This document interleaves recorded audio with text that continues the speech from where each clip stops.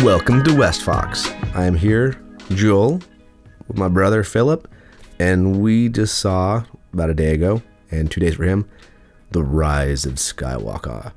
A movie Don't that... use the name that they used. It's no rising. There is... My yes. goodness. This will be a spoiler-heavy review. I'll call this almost a pre-review. So we're not going to deep dive into the minute little details that either we like or hate, but we're going to kind of give you our first general feelings after watching the movie and after digesting it a bit. I know for me, both of us, we know that there's a lot to digest. There's a lot to cover, and so we have to break it down in a way that people can enjoy. The movie has a lot to digest for us. There's so many little things, both story, canon, shooting, audio, music, that it's a challenge to take it all in, and it's such a different type of movie than The Last Jedi. It's such a different type of broken. Like Last Jedi broke Star Wars in one way, and then this one took what was left and went, let's try to fix it. And it really much reminds me of a little kid, and they want to please you like an adult. You know, they're like, oh, we want to do here. We're gonna get you some ice cream, and so they go over to like the kitchen counter, and they're like, I'm gonna scoop you some ice cream. So they open up the ice cream thing and they start putting stuff in there, and then they spill the M&Ms all over the floor. The dogs eat it and then start vomiting. They're trying to, they just spill on the ground and they start scooping it up into the bowl after they spilled it on the ground, and they're like, okay, I'm gonna get some milk and cookies because this is so bad. And then they go into the fridge and grab the milk and spill milk all over the floor because they can't carry it, the weight of the milk carton, and put it into the glass, and you end up with a disaster in your kitchen, and there's this little kid smiling at you going, please like this, and you're just like, Please love me. Please. And you're sitting there going, I don't know what to say. For me, coming out of it, I definitely don't hate it like I did Last Jedi. I don't hate it vehemently like I did Last Jedi. But it's also a really bad movie. Like, if there's anything about it, I kind of put a quote together for myself, and it was, the biggest thing this movie needed was a red pen and a lot of script editing. Because, everyone's like, oh, it's 2 movies rushed into 1 movie. And yeah, I would say that it is 2 acts of movies rushed together, and almost 3 acts. 3 movies pushed together in 1, to be honest. But what most people aren't commenting on is it's really the worst scenes of movies that shouldn't be in movies put together. It's almost every bad movie trope rolled into a 2.5 hour movie. And I think that's what makes it so weird, is you're like, there's moments I'm sitting there watching it and I was like, why was this all this editing? Did no one just say, let's scrap this scene? Like, there were so many scenes that had no purpose or meaning to them, and I was like, oh, you could have done some more development for the characters to have a second to breathe. But they're like, nope, gotta move next scene, and you're like, well, that next scene was worthless, and then the next scene after that you're like, that was worthless. And so you kind of end up, for me, with a movie that's relatively boring. I was bored.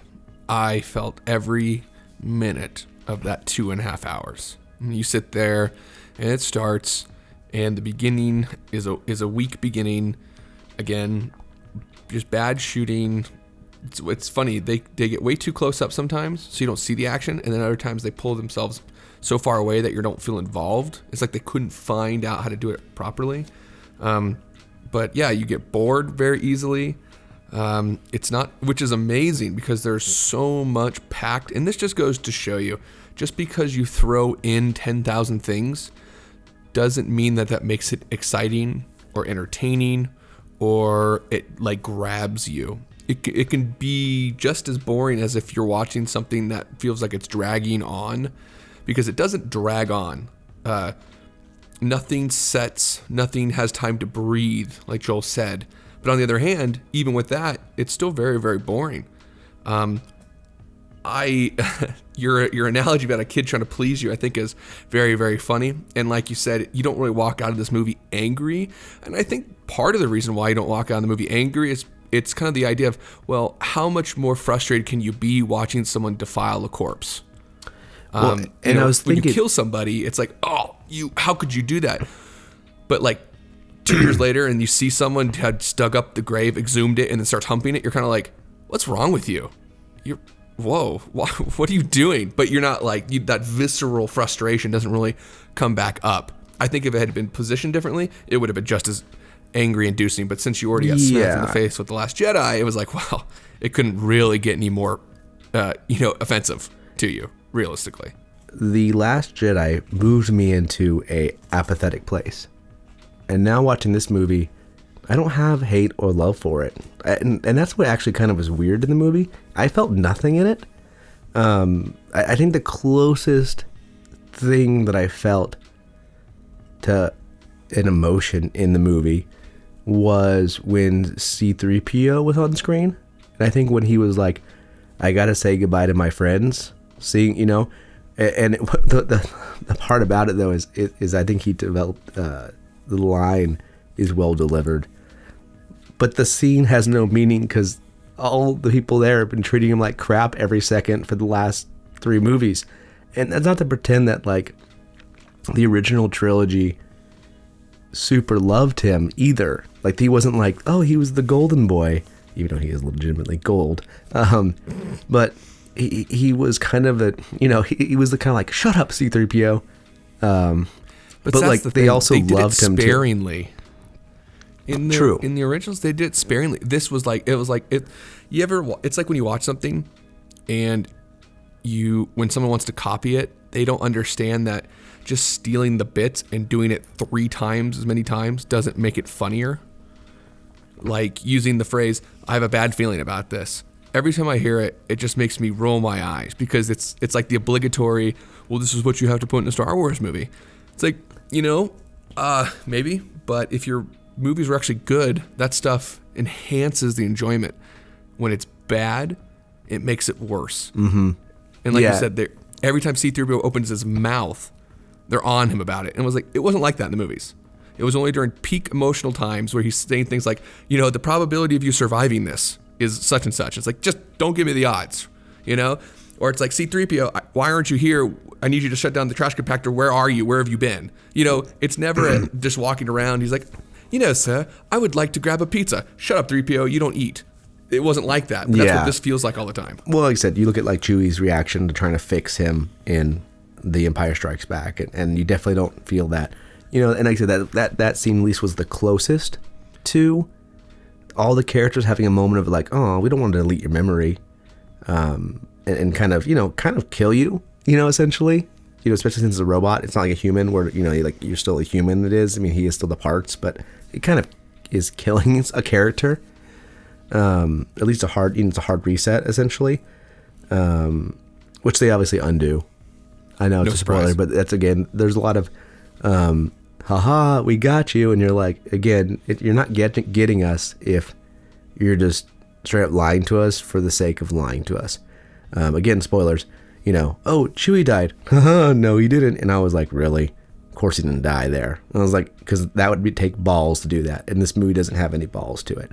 No, and it not only would it take balls to do it in such a pathetic way, not him like fighting to protect people, not him going, turning red and like feral almost and protecting his friends. No, he just kind of shrugs his shoulders. They put cuffs on him and then Rey kills him. That it would have been like, wow, way to ruin his character. Yeah. And he just gives himself up and dies. Wow. Yeah. And like I said, there was, we talked about it and we were talking about this where we're like, hope this movie has spectacle. And there are hints of it. There's hints. I mean, Rey is definitely next level OP in this movie. But not even in really interesting ways. She flips around a lot. Now she can, heal any hidden dragon. Heal any injury now. her fighting is the most. I don't understand who developed the fight choreography, but she's really good at lightsaber battling. But the funny thing is, it looks visually horrendous. I think the lightsaber battles in this movie are some of the ugliest things I've ever seen in my life when it comes to it. Yeah. The throne room scene in The Last Jedi could take notes on how bad this one is in The Rise of Skywalker. And that's amazing because The Last Jedi throne room scene fight is one of the most abysmal choreographies I've ever seen for a fight scene. It's a joke. Yeah, it looks bad even with like the fast editing. I mean, you like said, you go back to like the Phantom Menace and the whole giant battle scene inside of the planet, that the Duel of the Fates type thing. And it felt like they were actually trying to hit each other. Like they felt like there was weight behind it. And they keep doing this weird backhanded, underhanded, like so stupid. Blade hold. So stupid. And so stupid. I don't get it. It looks It looks terrible. It doesn't look first. It doesn't look visually cool to me. Second, it doesn't provide your people with any power behind it. And you watch them go into this stance, and it's not like a tactical thing. Like you literally have. You'll visually see it. So instead of if you're holding a baseball bat like you normally hold it, they're reversing it so that the knob of the bat would be at the top of your hand, like if you had a fist. And they're like trying to hit each other. She's trying to hit him with the lightsaber on a full attack that way, and it looks awkward. It is awkward because this doesn't make sense to how to hit something that you're trying to hit with your full force. Well, of course not, because what's a sword designed for? Swords are designed as an extension. Reach is one of the most important parts of fighting with swords. When you have something in your hand and you're taking the 3.5 feet, I don't know what the official size of a lightsaber is supposed to be. Right. But let's just say, 3.5 feet of length, and now you're removing it all behind your body and then trying to extend. It's nonsensical in the first place. Number two, anyone who's been in law enforcement, and I never used these myself. I, of course, was trained with them, but I never carried one because I didn't like it. But those, the two-handled batons that they have, they're like called PK somethings. That's something that you rest on your forearm, but they're used defensively and for close quarters striking because you have all that weight behind you. When you have a lightsaber holding in that position, if someone applies force to that blade, there is no strength in your wrists to keep that from bending on you. When you're using the baton, it doesn't matter because now you're using your forearm to stabilize that bar. Well, you can't do that with a lightsaber. It's going to chop your arm off. So you're putting yourself in a tactically weak position. You're not using the device as it should be for an extension to keep someone at farther than arm's length from you, but something you can still strike them with. And as you pointed out, visually, it looks stupid. Yeah, and there was a couple other things in that scene. We're not gonna deep dive into it, but another example of where like you could tell that like no one was paying attention was there's a scene. So Kylo Ren's lightsaber has like the guard, right? It has this like cross guard. Now in swords, like actual physical, human swords, As opposed to? It protect, well, because it's sci-fi, right? We're talking sci-fi. Right, I get real life. The sword has this, it's designed to keep it from, someone be able to come down, you miss their strike, and it comes down and hits the edge there, so it doesn't chop your hand, right? It doesn't damage your actual body or hit your arm or whatever. There's a scene when they're fighting on the water bridge, and she comes down and it hits the crossguard on Kylo Ren's lightsaber. And I was like, the crossguard in his lightsaber it has the lightsaber blade's different material. So unless his lightsaber is made out of one of the few materials in the Star Wars universe that can deflect lightsabers, which I don't believe it is. I'm pretty sure it's not. That would actually, her strike would have cut his blade in half and cut his hand off, or at least cut some fingers off.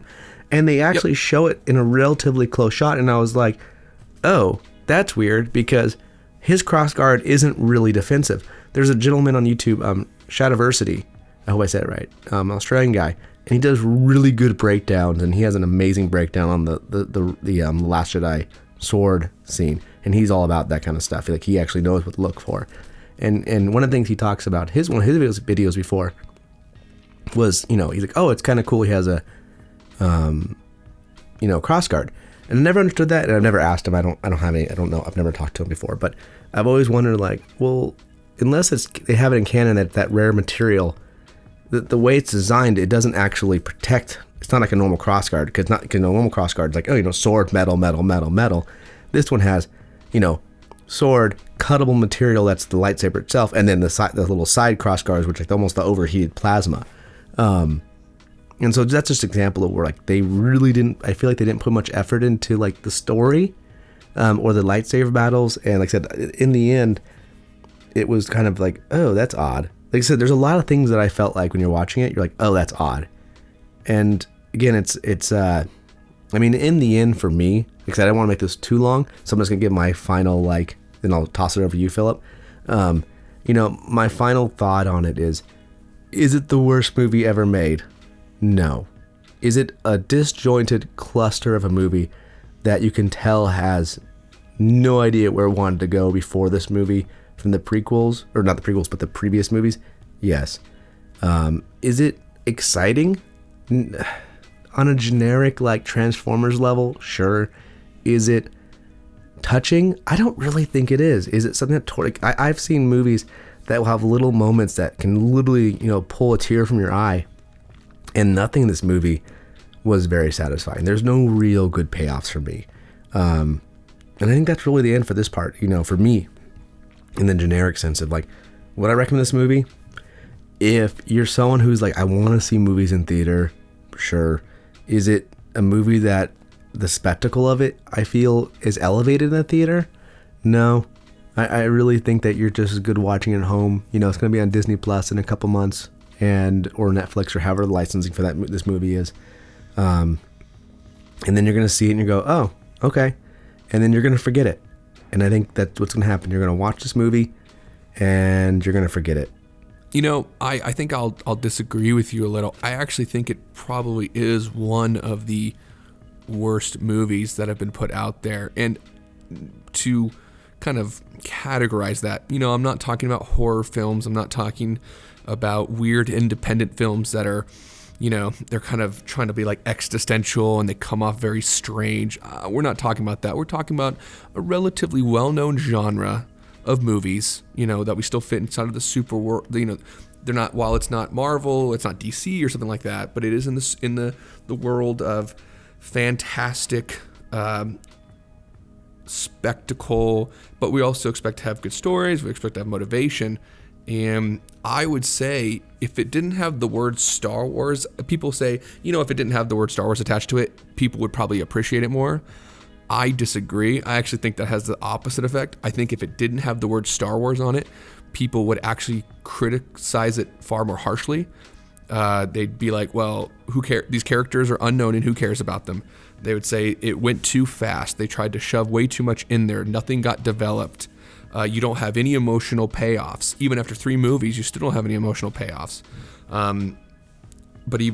So I think that it's actually very poorly done. I don't think it would pass muster if someone had made this, if it didn't have the backing of Disney or J.J. Abrams in the first place.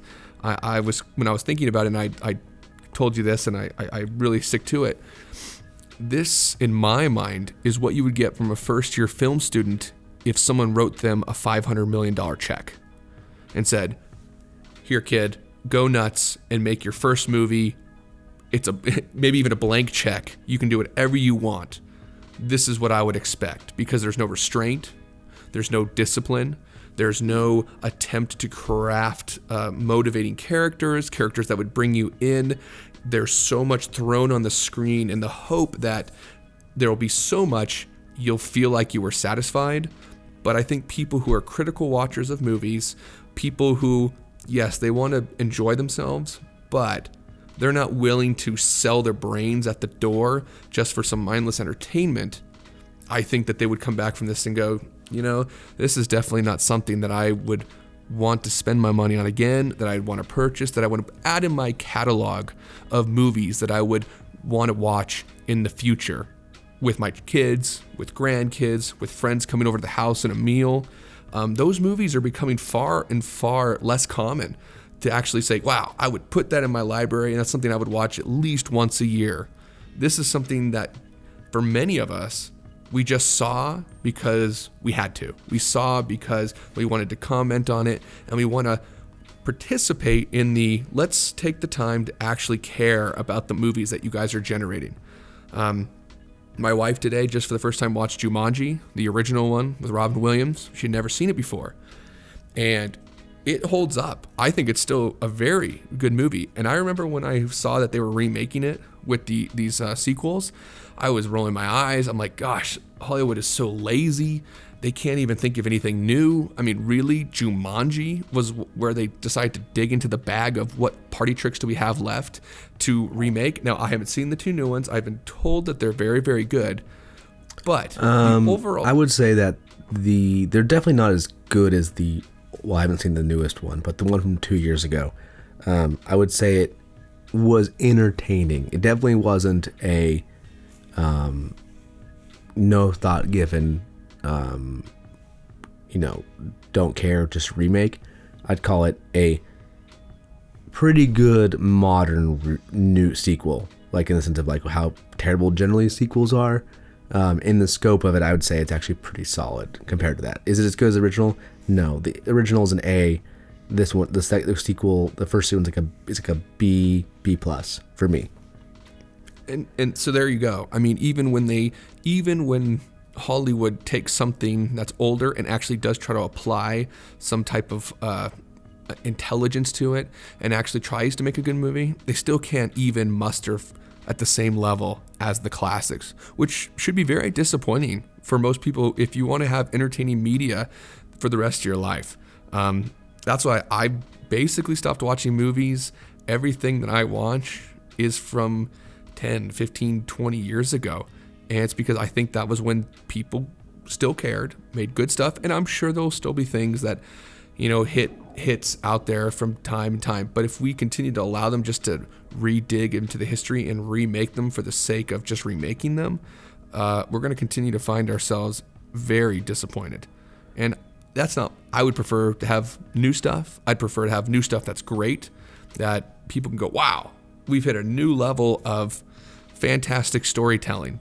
But that's the last thing we ever get is a good story. And when we do get a good story, that's when people are willing to open up their pocketbooks. I mean, I guess look at the Joker. Not something that interests me personally, but apparently it was well written, it was well performed, and well done on a realistic budget. Nothing, not your $250 million budgets.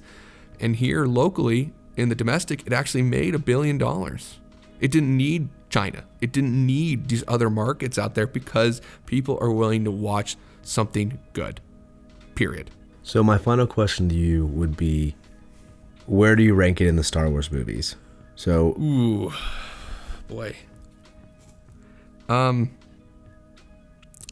last video about The Last Jedi, were with Dad. Said it was soulless, and I would say in this one, this movie's almost pretty heartless. It tries to grab you back, but it has none of the connection of the heart. Man, oh boy. I mean, I hate the prequels because I think that they ruined Darth Vader's character. But I also don't think they did it in a way that they intentionally destroyed Luke's character or Han's character. So they're definitely significantly lower than the prequels. And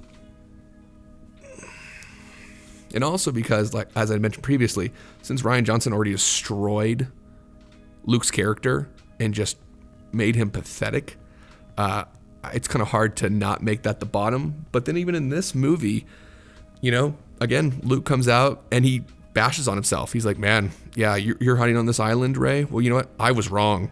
I was controlled by fear. Yeah, and but that's like, again, that's to me is the retcon. And that's why for me, getting the kind of retcon. Like, oh, I was wrong, and you're like wink, wink at the audience, going. But why retcon a negative? Why couldn't he have been? Why? If you're gonna retcon, why did it have to still be negative? Why couldn't he have been like? Why couldn't he have been here and been like, I was here because of something positive? Why did it have to be? Because again, I was even wronger than wrong, but it's better to retcon that.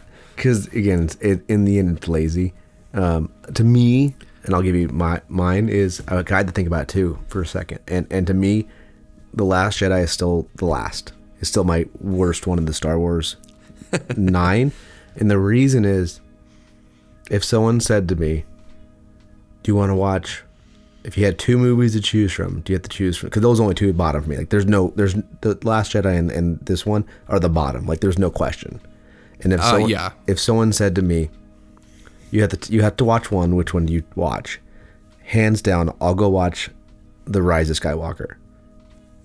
Because at least I can walk out of it not feeling anything. If someone, like I said, someone gave me the choice, I would choose to go watch the Rise of Skywalker, because at least I can turn my brain off on that one and be like, okay, get drunk and pass out during it. The Last Jedi would just irritate me the entire time. It would just be like, oh my God, let it end. Yeah, I can see that. And like I said, if The Rise of Skywalker had to be above The Last Jedi, I'm talking by the skin of my teeth. Just barely. And again, The Force Awakens is not much better. They're for sure Han the Solo's bottom character. 3. It's completely out of line that they did that. And again, The Force Awakens is basically just a smaller, more compact version of The Rise of Skywalker, because it just didn't have as much of the slam as much stuff against the wall as you can. This one just had more. So I can agree with your assessment. Last Jedi, that barely winning out for the bottom over The Rise of Skywalker, which barely wins out The Force Awakens. I hate the prequels, but because they ruined Darth Vader's character, and they also don't make a lot of sense, which is amazing to me, given that the man who wrote the originals and was a participant in the originals is the one who did the prequels and couldn't remember the own stuff he did. I find that odd. But man, it's sad. It's a painful way to end those characters, and the only solace that I have is that I have the unmessed up versions of the original Star Wars trilogy, and in my mind, I can forget the prequels. I can forget all of these Disney Wars movies. The only reason I ever need to dig into them is if I want to find a good GIF. And the sad thing is, I don't even think there's any good GIFs to be made out of these movies.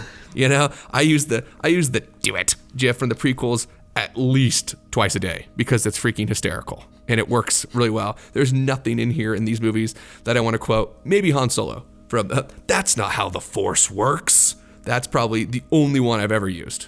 Right. That's the irony. Like I said, when we start tearing this down, that's the irony of that line where you're like, "That's not how the Force works," and you're like, it's gonna be when we tear apart this movie, it's gonna be like, and Han Solo line, insert, and you're like, yes, we just killed it. So yes. Well, thank you for joining me, Philip. Thank you, everyone who's listening, and for hopefully enjoying our video. And we'll talk to you soon. Bye-bye now.